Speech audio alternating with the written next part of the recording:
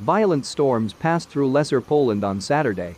Over 800 interventions were recorded in Krakow.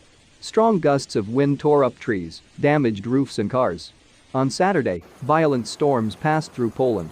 The most difficult situation was in the Małopolskie Voivodeship, where 1,315 interventions were recorded, including 804 in Krakow. The area of Tanika Street was mainly affected. We had nearly 1,000 of these applications, some of them repeated. At the moment, we receive more reports all the time. There are already nearly 200 of them, said on Sunday morning commander of the rescue and firefighting unit of the State Fire Service from Krakow.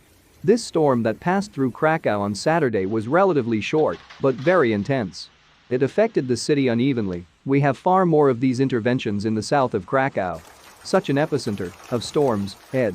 Took place at Tanika Street, where the wind force was so strong that several trees were uprooted with their roots, he added.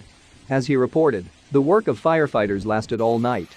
The commander of the rescue and firefighting unit said that the damage caused by the flooding was much smaller than that caused by the wind.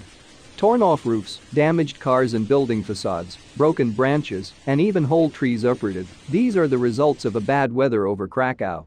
The interventions of firefighters mainly concerned the removal of fallen trees from streets and sidewalks, as well as flooding of buildings and streets, said the spokesman of the chief commander of the State Fire Service Brigade on Saturday.